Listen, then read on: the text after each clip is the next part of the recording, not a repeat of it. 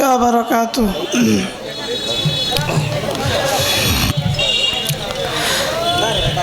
মায়ের মতন দরদি আর এই দুনিয়ায় পাইবা না, যেই মায়ের পদতলে জান্নাত সন্তানের ঠিকানা।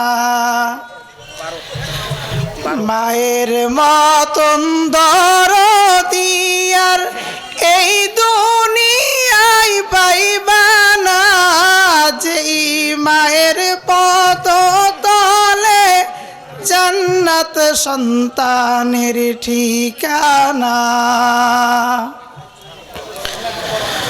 প্রথম আল্লাহ সৃষ্টি করেন মায়েরই গর্ভের ভিতরে, নাভি দিয়া ক্ষুধা মিটান। আল্লাহ নাভি দিয়া ক্ষুধা মিটান, মুখে না পাক খুন লাগলো না, যেই মায়ের পদতলে জান্নাত সন্তানের ঠিকানা। মায়ের মতন দরদি আর এই দুনিয়ায় পাইবা না, যেই মায়ের পদতলে জান্নাত সন্তানের ঠিকানা।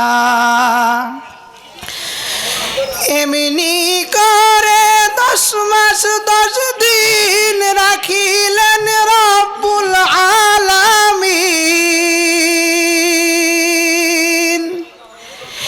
এমনি করে 10 মাস 10 দিন রাখিলেন রব্বুল আলামিন। রূহু যখন আসলো খাসাই, আল্লাহ রূহু যখন আসলো খাসাই, মাই তখন আর ঘুমাই না, যেই মায়ের পদতলে জান্নাত সন্তানের ঠিকানা। মায়ের মতন দরদি আর এই দুনিয়ায় পাইবা না, যেই মায়ের পদতলে জান্নাত সন্তানের ঠিকানা। যেই মায়ের পদতলে জান্নাত সন্তানের ঠিকানা। আসসালামু আলাইকুম ওয়া রাহমাতুল্লাহ। মারহাবা মারহাবা। এটা মনে খোলা লাগবে না, খাড়া করলেই হবে। আজান 15 কাল 12 দেওয়া হয়েছে কালকে। ওয়া রাহমাতুল্লাহি ওয়া বারাকাতুহু। আউযু বিল্লাহি মিনাশ শাইতানির রাজীম।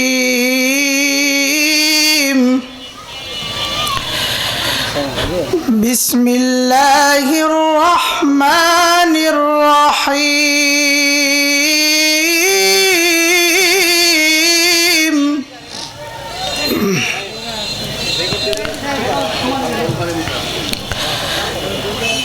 আর রহমান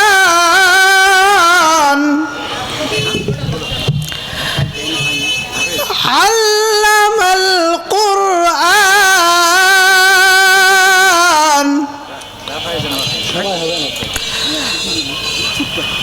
খালাকাল ইনসান,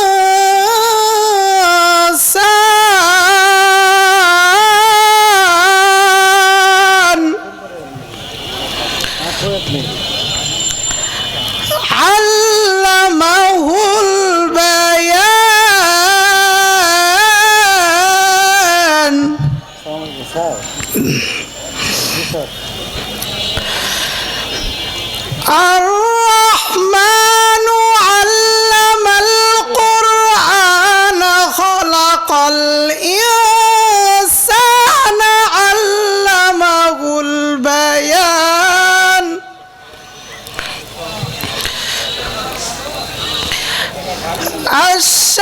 الشمس والقمر بحسبان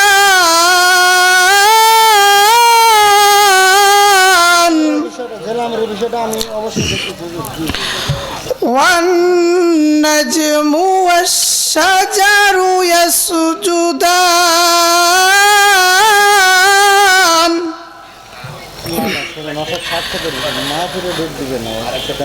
والسماء رفعها ووضع الميزان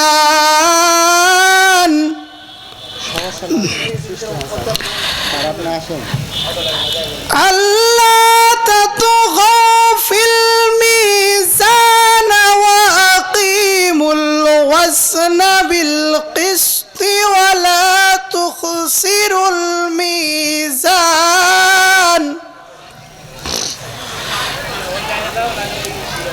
والأرض وضعها للأنام فيها فاكهة والنخل ذات الأكمام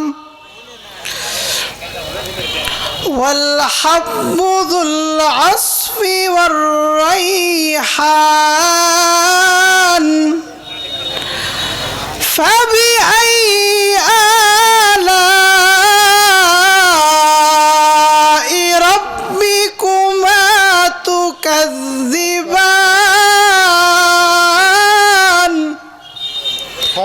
فبأي آلاء ربكما تكذبان صدق الله العظيم السلام عليكم ورحمة الله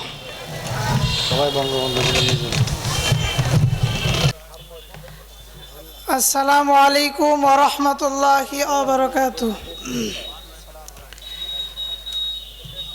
الحمد لله وحده والصلاة والسلام على من لا نبي بعده أما بعد فأعوذ بالله من الشيطان الرجيم بسم الله الرحمن الرحيم ومكروا ومكر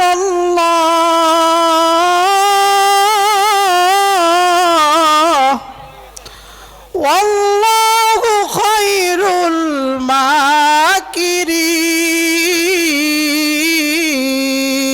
الماكرين صدق الله العلي العظيم وقال النبي صلى الله عليه وسلم التائب من الذنب كمن لا ذنب له أو كما قال النبي عليه الصلاة والسلام توحید کی امانت سینوں میں ہے ہمارا توحید کی امانت سینوں میں ہے ہمارا آسان نہیں مٹانا نام و نشان ہمارا আল্লাহ সুবহানাহু ওয়া তাআলা দুনিয়ার জমিনে মানুষ বানানোর পরে থেমে থাকেন নাই। একজন মানুষ দুনিয়ার জমিনে আসার পর শেষ পর্যন্ত কি কি করা লাগবে আল্লাহ রাব্বুল আলামিন লক্ষাধিক পয়গম্বরের মাধ্যমে একাধিক কিতাবের মাধ্যমে দুনিয়ার জমিনের মানুষদেরকে সব বিষয় জানায়া দিয়েছেন। সব থেকে উত্তম বিষয় হলো আল্লাহ আখিরি জামানার পয়গম্বর বিশ্বনবী জনাবে মুহাম্মদ রাসূলুল্লাহ সাল্লাল্লাহু আলাইহি ওয়াসাল্লামকে যে কোরআন দিয়েছেন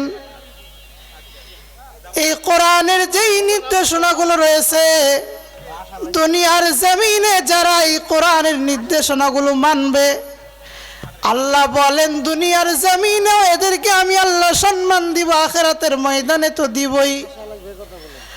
আর যারা এই দুনিয়ার জমিনে কোরআনের নির্দেশনাগুলো মানবে না, আল্লাহ বলেন আমি দুনিয়ার জমিনে এই মানুষগুলাকে এতটাই নিচে নামাইয়া দিব, ওই মানুষটা কল্পনাও করতে পারবে না আমার মতন মানুষ এত নিচু পর্যায়ে নেমে গেছে। নবী আলাইহিস সালাতু ওয়াস সালাম বলেন, আলিফ লাম মিম, কোরআন এমন একটা জিনিস, নবী আলাইহিস সালাম বলেন একটা হরফের বিনিময়ে 10টি করে নেকি দেওয়া হয়। নবী বলেন আলিফ লাম মিম, আমি বলি না এটা একটা হরফ, বরং আলিফ একটা হরফ, লাম একটা হরফ, মিম একটা হরফ, আর প্রতিটা হরফের বিনিময়ে আল্লাহ 10টি করে নেকি আমল নামাই দিয়া দেন। হযরত আবু বকর সিদ্দিক রাদিয়াল্লাহু তাআলা আনহু বলেন, বুখারীর বর্ণনায়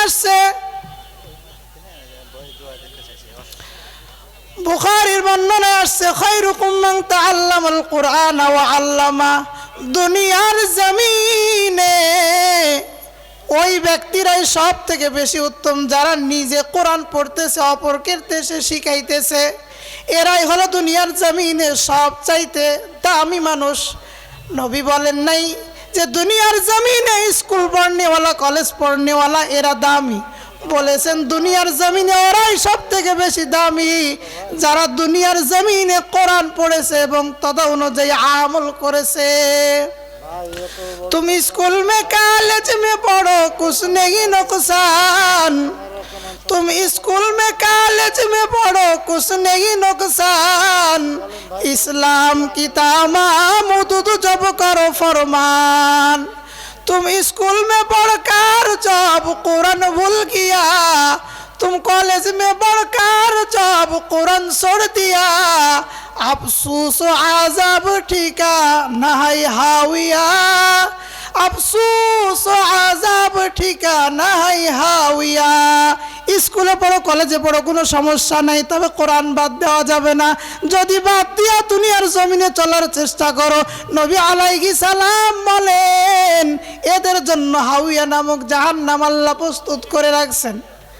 আবু বকর সিদ্দিক রাদিয়াল্লাহু তাআলা আনহু বলেন, দুনিয়ার জমিনে যদি কোনো বান্দা আল্লাহর নিকটতম হতে চায়, আল্লাহর প্রিয় বান্দা হতে চায়, আবু বকর রাদিয়াল্লাহু তাআলা আনহু বলেন যে ওই জিনিসের চাইতে উত্তম দামি আর কোনো জিনিস নাই, যেই কথাগুলো স্বয়ং রব্বুল আলামিনের পবিত্র জবান দিয়া বের হয়েছে, অর্থাৎ কোরআন।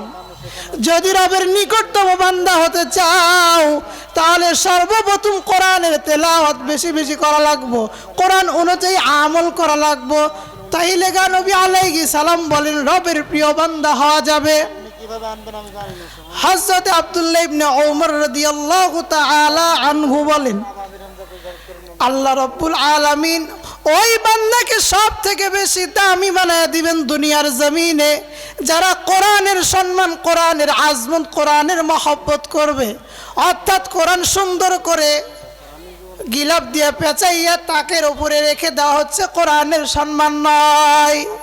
আবু বকর রাদিয়াল্লাহু তাআলা আনহু বলেন, কোরআনের সম্মান ওই সময় হবে, কোরআনের মর্যাদা ওই সময় করা হবে যখন বান্দা নিয়মিত কোরআনের তেলাওয়াত করবে, এদেরকে আল্লাহ দুনিয়াতে সম্মান দিয়া দিবেন।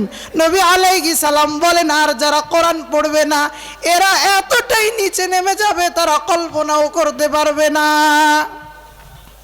অপর এক হাদিসে নবী আলাইহিস সালাম বলেন, কোরআন এমন একটা দামি একটা কিতাব যার অন্তরের ভিতরে বিন্দু পরিমাণ কোরআনের কোনো অংশ নাই, ও হচ্ছে উজাড় ঘরের মতন, একটা ঘর আছে কিন্তু ঘরের ভিতরে কোনো আসবাবপত্র কিছুই নাই।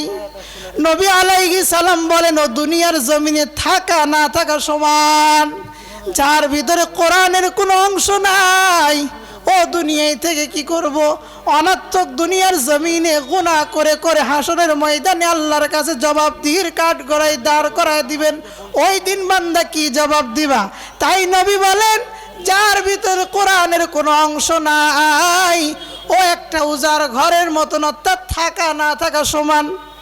তাই কোরআন এমন একটা দামি একটা কিতাব, কোরআন নিজে পড়া লাগবে, আমল করা লাগবে, সন্তানদেরকেও কোরআন পড়ার জন্য তাকিদ দেওয়া লাগবে।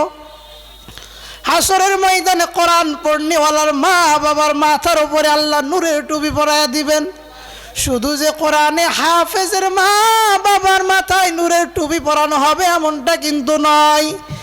যারাই দুনিয়ার জমিনে কোরআন পড়বে, অনুযায়ী আমল করবে, নবী আলাইহিস সালাম বলেন এদেরকে হাসরের ময়দানে আল্লাহ নূরের টুপি পরাইয়া দিবেন। শুধু তাকেই নয়, তার মা বাবার মাথায়ও। তাই নিজে যদি কোরআন পড়ি, সেই অনুযায়ী যদি আমল করি, দুনিয়াতেও সম্মান, আখিরাতেও সম্মান। তাই যেখানে যে অবস্থায় থাকি না কেন কোরআন পড়ার চেষ্টা করব, কোরআন শিখার চেষ্টা করব, সন্তান স্ত্রী সবাইকে কোরআনের তাগিদ দিতে থাকব। আর সব থেকে গুরুত্বপূর্ণ বিষয় হলো নামাজ। নামাজ কিন্তু কখনো ছাড়া যাবে না। বনি ইসরাইল গোত্রের একজন মহিলা মূসা আলাইহিস সালাতু ওয়াস সালামের দরবারে হাজির। ওগো আল্লাহর নবী মূসা, আমি দুনিয়ার জমিনে এমন একটা পাপ করেছি, যেই পাপের কারণে আমি চাইতেছি আপনি তো তুর পাহাড়ে আল্লাহর সাথে সাক্ষাতের জন্য যান, আপনি একটু আমার জন্য সুপারিশ করিয়েন। মূসা আলাইহিস সালাতু ওয়াস সালাম বলেন, ও আল্লাহর বান্দি, কি এমন গুনাহ করেছো যার কারণে তুমি এতটা লজ্জিত হয়ে গেছো? আল্লাহর বান্দি বলেন, আমি দুনিয়ার জমিনে শুধু জেনা করেই ক্ষান্ত হই নাই, জেনার কারণে যে সন্তানটা এসেছিল তাকেও আমি হত্যা করে ফেলেছি। মূসা তো এমনি রাগান্বিত মানুষ, কথা শুনে রাগান্বিত হয়ে গেছেন, চেহারার রং পাল্টায় গেছে। মূসা বলেন, দূর হয়ে যাও, এত বড় গুনাহ করেছো, তোমার গুনাহের শাস্তি আমরা নিতে পারবো না, চলে যাও। সঙ্গে সঙ্গে আল্লাহ জিবরাইল আমিনকে পাঠিয়ে দিলেন, যাও মূসারে প্রশ্ন করে এসো আমার পক্ষ থেকে, দুনিয়ার জমিনে জেনা করার পরে সন্তান হত্যা করলো, এর চাইতে বড় গুনাহ আসেনি? জিবরাইল আলাইহিস সালাম যখন মূসা আলাইহিস সালাম কি কথা যখন বললেন, আল্লাহ আপনার কাছে প্রশ্ন করেছে, জানতে চেয়েছেন, মূসা বলেন এর চাইতে বড় গুনাহ আর কি হতে পারে? মূসা আলাইহিস সালামকে জবাব দিতেছেন জিবরাইল আলাইহিস সালাম, ওগো আল্লাহর নবী মূসা, দুনিয়ার জমিনে এমন একটা গুনাহ রয়েছে, যেই গুনাহ হচ্ছে ওই জেনাকারী মহিলা জেনা করার পরে সন্তানটাকে যে হত্যা করে ফেললো, এর চাইতে বড় গুনাহ হচ্ছে দুনিয়ার জমিনে যারা জেনে শুনে ইচ্ছাকৃতভাবে নামাজ ছেড়ে দিবে, এরাই হয়ে গেল সব থেকে বড় নিকৃষ্ট বান্দা। তাই দুনিয়ার জমিনে মূসা আলাইহিস সালামের জামানায় কিন্তু 2 ওয়াক্ত নামাজ চলতেছিল, আর আমাদের জামানায় 5 ওয়াক্ত নামাজ। নবী আলাইহিস সালাম বলেন, যদি কোনো আল্লাহর বান্দা এই 5 ওয়াক্ত নামাজ ঠিক মতো আদায় করে, তাহলে আল্লাহ ওই বান্দার আমল নামায় 50 ওয়াক্ত নামাজ পড়লে যতটুকু সওয়াব হয় আল্লাহ তার আমল নামায় লিখে দিবেন। এটা আমাদের জন্য সব থেকে একটা পুরস্কার, যেটা হিসেবে আল্লাহ দিতেছেন। অল্প সময় কষ্টের ফলে দীর্ঘ সময় কষ্ট করলে যে সওয়াব হতো, এই অল্প সময়ের কারণে আল্লাহ দিয়ে দিতেছেন। তাই আমরা যেখানেই থাকি, যে অবস্থায় থাকি, নিজের স্ত্রী সন্তান সবাইকে যদি আমরা পরিবারের প্রধান যারা আছি তারা যদি একটু চেষ্টা করি, আমি নামাজি হব, সন্তান হবে, স্ত্রী হবে, এমনকি এলাকাবাসী সবগুলারে নিয়ে মসজিদে যাব, এরকম যদি নিয়ত আমরা করি, খারাপ হবে না কিন্তু। তাই আল্লাহ আমাদের যেখানেই যে অবস্থায় রাখুক না কেন, কোরআন আমাদের শিখা দরকার, কোরআন আমাদের উপরে ফরজ, নামাজও আমাদের উপরে ফরজ। তাই দোনো বিষয় আমাদের আঁকড়ে ধরে চললে সামনের জিন্দেগি আল্লাহ সুন্দর করে দিবেন। তাই আসুন আমরা যেখানে যে অবস্থায় থাকি না কেন, তওবা করে সামনে জিন্দেগি যেন সুন্দর বানাইতে পারি, এই উদ্দেশ্য নিয়ে সামনে আগায় যায়। আল্লাহ রব্বুল আলামিন আমাদের সবাইকে এই কথাগুলোর উপর আমল করার তৌফিক দান করুন। সকলেই বলি আল্লাহুম্মা আমিন। ওয়া আখিরি দাওয়ানা আনিল হামদুলিল্লাহি রাব্বিল আলামিন। আসসালামু আলাইকুম ওয়া রাহমাতুল্লাহ।